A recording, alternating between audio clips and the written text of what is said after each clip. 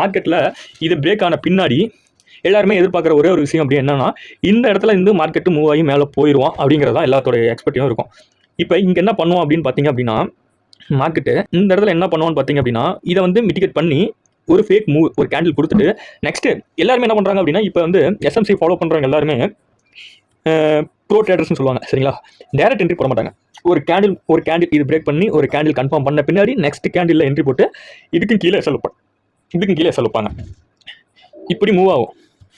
இப்படி மூவ் ஆகி நெக்ஸ்ட் வந்து இங்கேருந்து சடனாக பீக்காக மார்க்கெட் மேலே போகும். எது வரைக்கும் போகும் அப்படின்னா இந்த ஹிட் அண்ட் டிமாண்ட் வரைக்கும் போகும் சரிங்களா. இது வரைக்கும் மார்க்கெட் போகும். இங்கே மிட்டிகேட் பண்ணி இங்கேருந்து மார்க்கெட் என்ன பண்ணோம் அப்படின்னா இது வரைக்கும் மார்க்கெட் மேலே போகும். எஸ்எல் எது வரைக்கும் வைக்கணும் அப்படின்னா ஓகே இதான் எஸ்எல் எவ்வளோ டிபி இங்கே போகும். மார்க்கெட்டை இந்த ஓபி மிட்டிகேட் பண்ணி எஸ்எல் கீழே வச்சவங்க எல்லாத்தையும் எடுத்துகிட்டு மார்க்கெட் என்ன பண்ணிட்டான் டிபி போயிட்டான். இதுதான் நான் ஃபாலோ பண்ணுற மெத்தடு. இதை பற்றி ஃபுல்லாக தெரிஞ்சுக்கணும் அப்படின்னா கமெண்ட் பண்ணுங்கள். அடுத்த வீடியோவில் இதை பற்றி ஃபுல்லாக பார்க்கலாம்.